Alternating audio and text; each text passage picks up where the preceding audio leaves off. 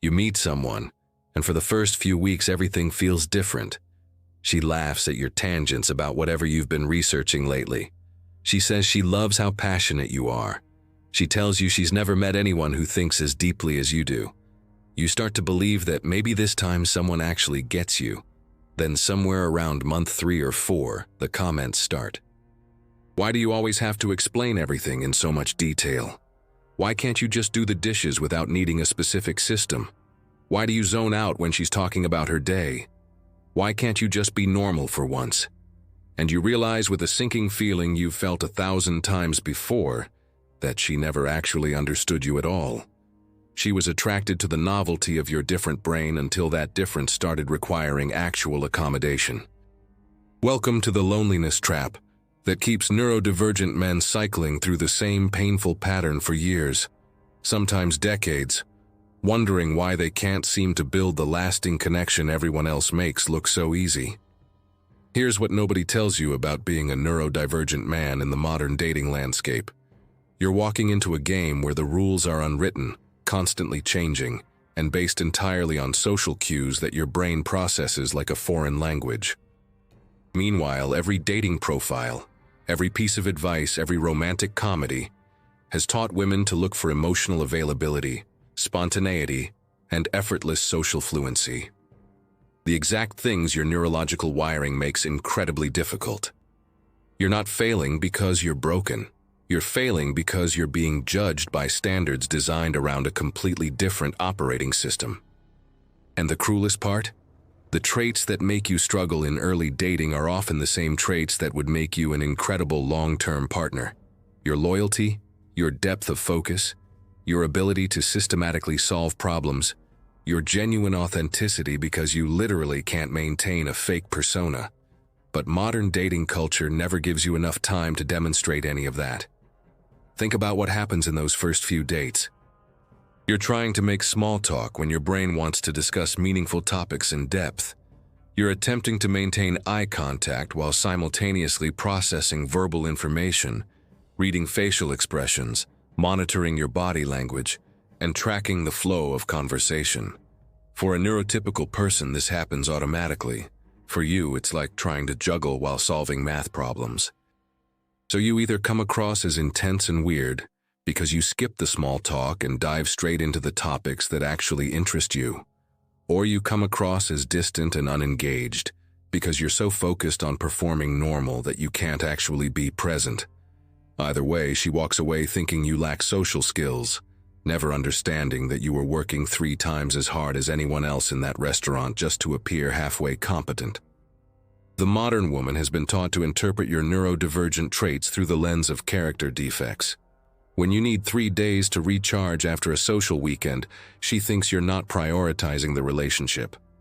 When you forget to text back for 6 hours because you were hyper-focused on a project, she thinks you don't care. When you ask clarifying questions about her vague statement, she thinks you're being difficult. When you struggle to transition from work mode to dinner conversation mode, she thinks you're emotionally unavailable. She's reading intentional rejection and lack of effort into behaviors that are actually your brain doing exactly what it's neurologically wired to do. And because you probably spent your whole life being told, you need to try harder, be more considerate, pay better attention, you accept her interpretation. You believe you're failing her. You double down on trying to force your brain to operate in ways it simply cannot sustain. Let's talk about masking, because this is where the loneliness becomes truly devastating. You learn early that being yourself leads to rejection, so you build a persona. You study social interactions like an anthropologist studying a foreign culture. You create scripts for common scenarios. You learn to mirror her energy even when it depletes yours. You suppress your need for routine and structure. You pretend the sensory overload of her favorite loud restaurant doesn't make you want to crawl out of your skin.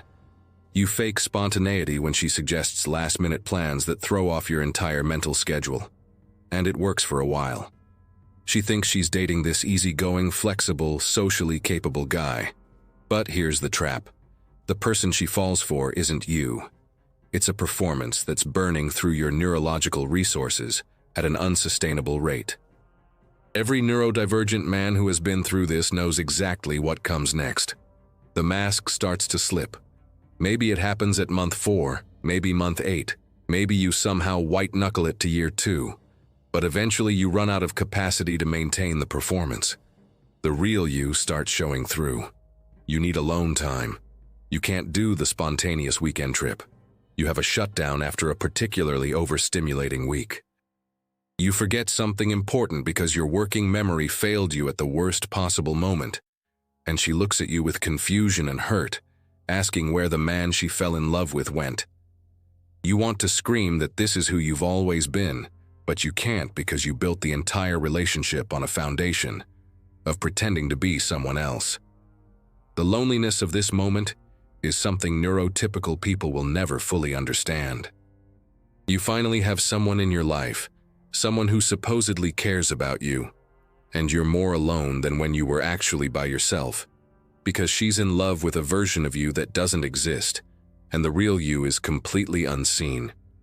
You lie next to her at night feeling the suffocating isolation of being fundamentally unknown, and you start to understand why so many neurodivergent men either stay single or end up in relationships where they're chronically exhausted and resentful. The single life is lonely, but at least you can be yourself. The masked relationship provides companionship, but requires you to abandon yourself.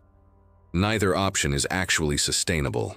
Modern dating culture makes this exponentially worse with its emphasis on constant communication and availability. She expects good morning texts, random check-ins throughout the day, evening phone calls, weekend plans, regular date nights, and consistent emotional labor. For her neurotypical brain, this is relationship maintenance. For your neurodivergent brain, this is a part-time job on top of all your actual responsibilities. You already struggle with executive function around basic life tasks. Now add relationship maintenance to the list and watch everything start to crumble. You forget to text because you were focused on work and time blindness made 4 hours disappear. You don't call because phone conversations require an energy you simply don't have that evening. You can't plan creative dates because decision fatigue has already depleted you from choosing what to eat for 3 meals that day. She interprets all of this as low interest. You're desperate to explain that you care deeply, but your brain rations its resources differently, that your love shows up in different ways, that consistency in communication doesn't equal depth of feeling. But how do you explain neurodivergent energy management to someone who has never experienced running out of neurological capacity just from existing in the world? If this is resonating with you, if you're recognizing patterns you've lived through over and over, do me a favor and hit that like button. This is the conversation nobody else is having about neurodivergent men and modern relationships, and the algorithm needs to know this matters.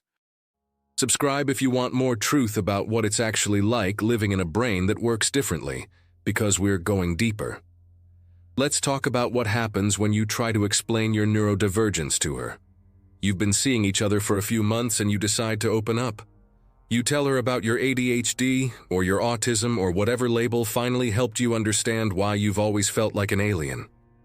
You're hoping this will create understanding, a framework for her to interpret your behaviors correctly. And her response tells you everything about whether this relationship has any chance of survival. Some women immediately intellectualize it. They read articles, they listen to podcasts, they approach your brain like an interesting puzzle to solve. This seems positive at first, but watch what happens when the accommodation gets inconvenient. She understands you need downtime right up until it conflicts with her sister's birthday party. She gets that you're sensitive to noise except her friends are coming over, and you should just deal with it for one night. She learned about executive function challenges but still gets frustrated when you struggle with tasks she finds simple. The intellectual understanding never translates to genuine acceptance, because accepting you means accommodating you, and accommodating you means she doesn't get the relationship experience she was taught to expect. Other women respond with what I call compassionate dismissal. They listen sympathetically, they validate your struggles, and then they proceed to treat you exactly the same as before. Your neurodivergence becomes this acknowledged thing that exists in theory. but is never allowed to actually impact the relationship. You still need to text consistently, show up spontaneously, read social cues perfectly, and manage your energy invisibly. When you fail, she reminds you that she's been patient and understanding, as if knowing about your neurodivergence should magically make it not affect your behavior. This might actually be worse than the woman who doesn't know, because now you can't even defend yourself. She knows about your limitations and has decided they're not a good enough excuse. You end up feeling like you're failing at having a disability correctly. Then there's the woman who turns your neurodivergence into a project. She wants to help you, fix you, optimize you. She sends you organization apps, suggests therapy techniques, recommends supplements and dietary changes. She creates systems for you to follow, reminders for you to use, structures for you to maintain. And when you inevitably can't sustain her neurotypical solutions to your neurodivergent problems, she feels personally rejected. You're not just struggling with executive function anymore. You're disappointing someone who invested effort in solving you. The relationship becomes this constant referendum on whether you're trying hard enough to overcome your neurological reality. Spoiler alert, you're not. Because you can't overcome neurology. You can only manage it, accommodate it, and work within its constraints. But she needs to believe that love and effort can reshape your brain. Because accepting that it can't means accepting that you're fundamentally incompatible with her vision of partnership. The brutal truth is that most modern women, even the well-meaning ones, even the educated ones, even the ones who claim to support neurodiversity, are not actually prepared to be in a relationship with a neurodivergent man. They're prepared to date the idea of neurodivergence, the quirky genius stereotype, the slightly awkward but ultimately charming guy from romantic comedies. They're not prepared for the reality of a partner who might go nonverbal under stress, who genuinely cannot remember to take out the trash without external systems, who needs 3 hours of complete silence and solitude after a workday, who will hyper-focus on the wrong priority at the worst possible time, who processes emotions on a completely different timeline. These aren't cute quirks. These are fundamental differences in how your brain operates, and they require a partner willing to meet you in your reality, instead of demanding you constantly stretch to meet her in hers. You know what makes this loneliness even more cruel? You watch neurotypical men fail upward in relationships constantly. You see guys who are actually emotionally unavailable, actually selfish, actually low effort, and somehow they maintain relationships just fine. Because they have the right social instincts at the right moments. They remember to text. They can do the performative emotional labor that passes for intimacy in modern dating. They're present in the ways that are visible, even if they're absent in the ways that matter. Meanwhile, you're putting in 3 times the effort to be half as competent at the social dance, and you're getting labeled as the problem. You care deeply, but you forget important dates. You're loyal to a fault, but you miss subtle emotional bids. You would do anything for her, but you can't spontaneously plan romantic gestures because that requires executive function you barely have for basic survival.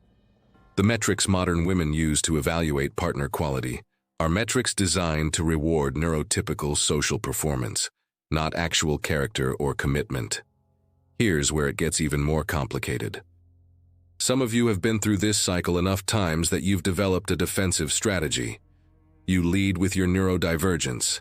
You put it on your dating profile or bring it up on the first date. You figure brutal honesty up front will filter for women who can actually handle your reality. And sometimes this works, but often it backfires in a different way. Now you're dating women who are specifically attracted to neurodivergent men, and you need to be careful about why. Some women are attracted to what they perceive as vulnerability and malleability. They see your social struggles as evidence you'll be grateful for their attention, easier to control, less likely to leave. They're not looking for an equal partner. They're looking for someone they can manage. Other women are attracted to the savior dynamic. They want to be the one person who truly understands you, who unlocks your potential, who proves that you just needed the right woman. Your neurodivergence becomes central to her identity and sense of purpose. She's not in love with you.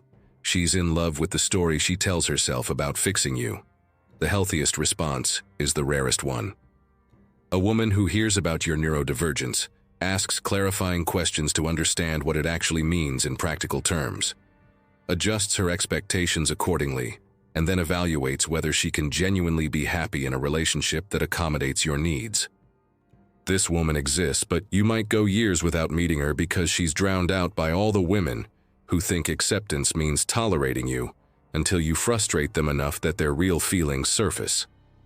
Let's talk about sex, because this is where the neurodivergent disconnect creates yet another layer of loneliness and rejection. You finally get comfortable with someone, finally feel safe enough to be authentic, and your authentic sexuality might look different than what she expects. Maybe you're hypersensitive to touch and need very specific types of stimulation. Maybe you're hyposensitive and need more intensity than she's comfortable providing. Maybe you have sensory issues with certain textures, smells, or sensations that limit what you can enjoy. Maybe you need routine and predictability in intimacy to feel safe enough to be present. Maybe you hyper-focus during sex to the point where you miss her cues and she feels like you're not connected.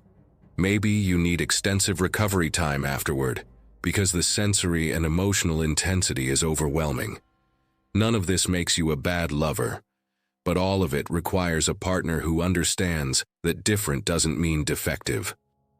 The neurotypical script for good sex involves spontaneity, reading subtle cues, seamless transitions, natural escalation, and mutual attunement that happens organically. Your brain needs communication, clarity, systems, and explicit consent to navigate the same terrain. She wants you to just know what she needs. You need her to tell you directly because your brain doesn't pick up on hints. She wants variety and surprise. You need predictability to manage the anxiety that comes with uncertainty. She interprets your need for explicit communication as you being mechanical or unromantic. You're desperately trying to explain that direct communication is how you show care and attention, that asking questions is how you ensure you're meeting her needs, that systems and routine don't mean lack of desire. But she's been taught that good sex should feel effortless and intuitive, and the amount of conscious processing you need to do makes her feel like you're not naturally attracted to her. This sexual disconnect compounds the loneliness because physical intimacy is supposed to be where you finally get to connect without words, where you're accepted in your body, where the social performance can drop. But for you, even physical intimacy requires navigation of rules you don't instinctively understand. You're self-conscious about your responses, worried about misreading her signals, anxious about whether you're doing it right. And she can feel that anxiety, that self-consciousness, and it makes her feel like you're not present with her. You are present, more present than you are almost anywhere else.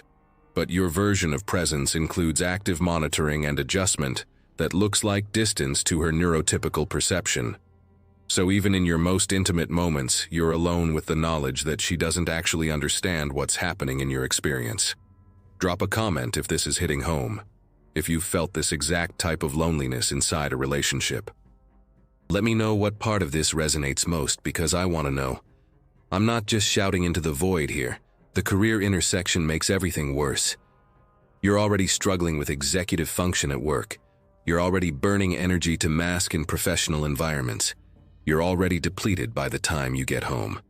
Now add relationship maintenance to that load, and watch yourself start to fail at everything simultaneously. You don't have capacity for both performing at work and performing in a relationship.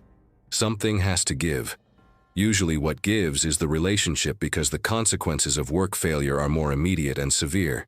So you prioritize the job, you give it your best hours and your most functional energy, and she gets whatever's left, which isn't much, which she experiences as deprioritization and lack of investment. You're trying to explain that you're running at maximum capacity, that you're giving her everything you have, but from her perspective you have plenty of energy for work projects and hobbies, so clearly you could make more effort for the relationship if you really wanted to.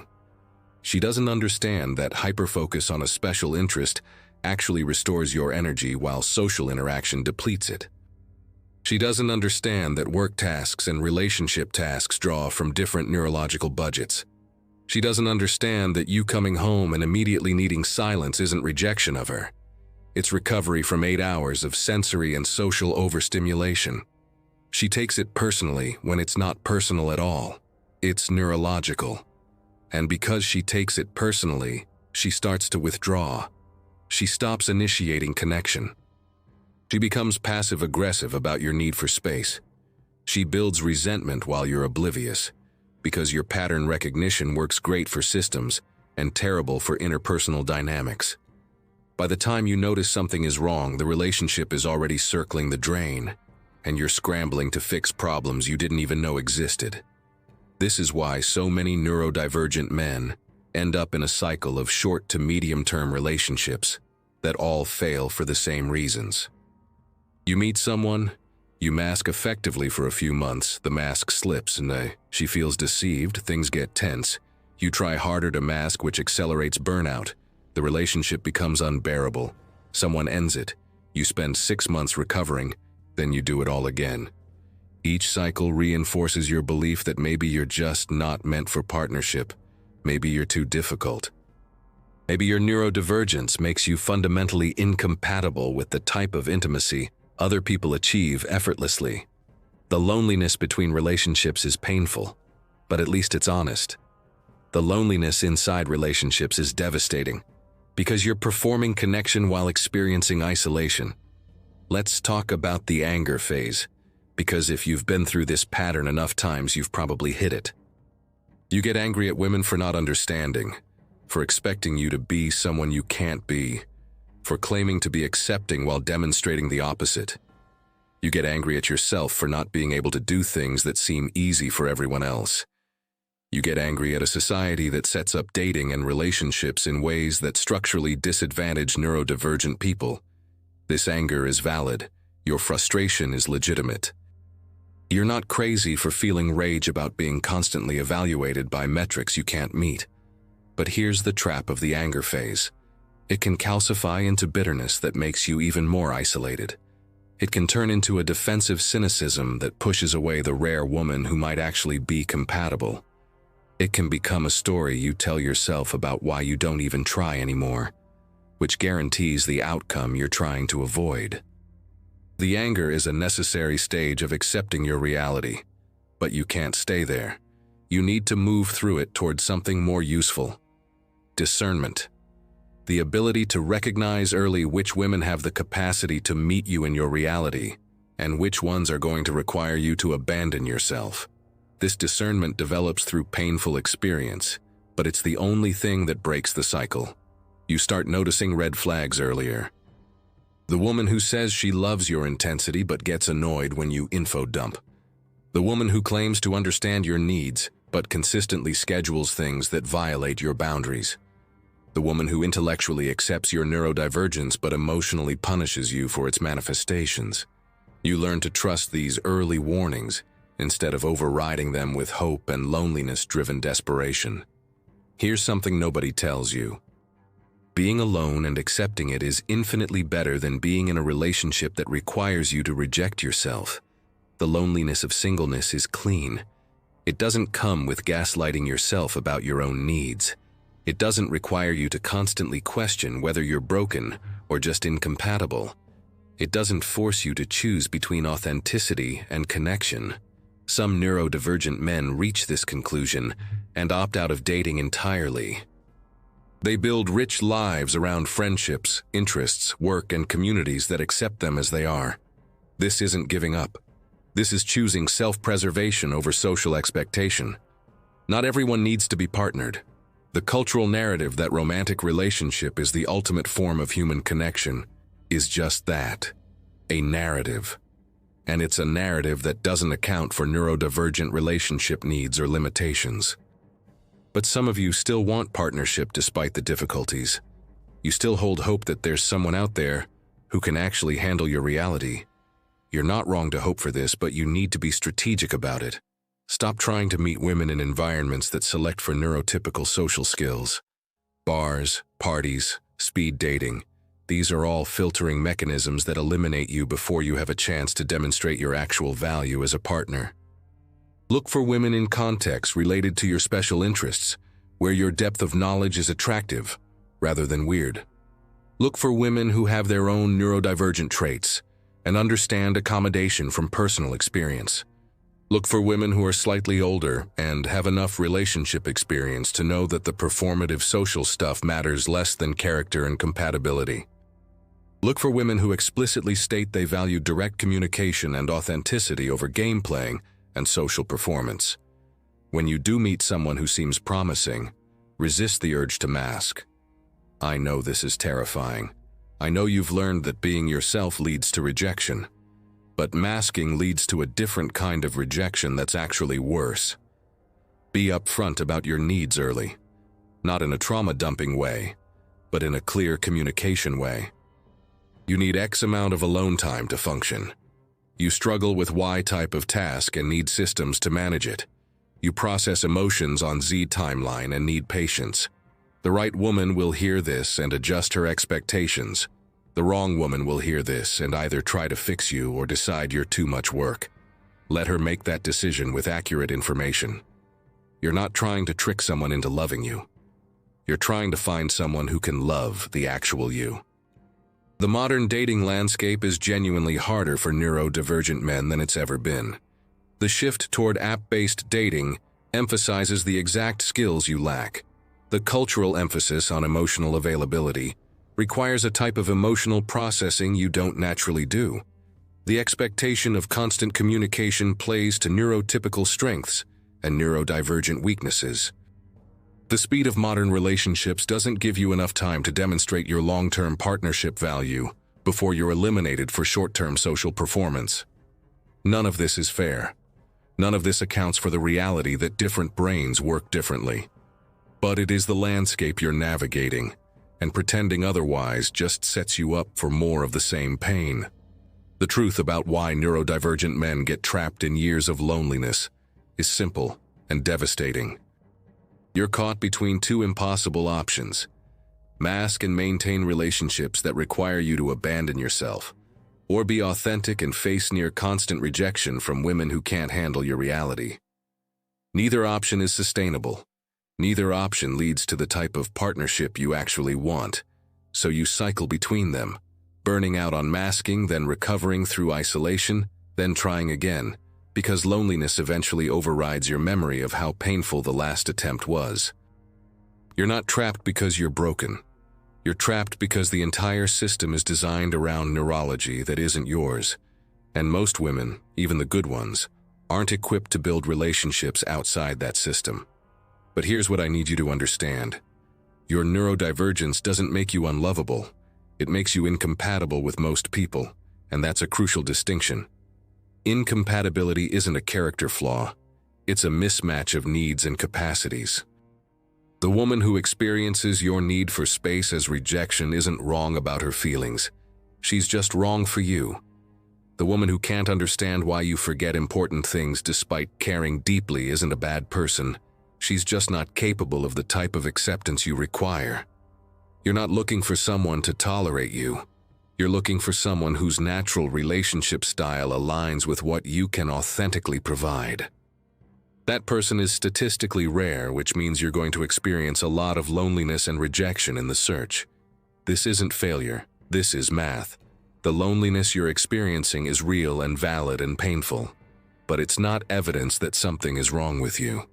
It's evidence that you're a square peg in a world full of round holes, and the solution isn't to sand yourself down until you fit. The solution is to be very selective about which holes you try to fit into, and to accept that most of them aren't meant for you. This is a harder path than the one neurotypical men walk. You're going to spend more time alone. You're going to have fewer relationships. You're going to wonder if there's something fundamentally broken about you that makes connection impossible. There isn't. You're just playing a different game with the same rules and wondering why you keep losing.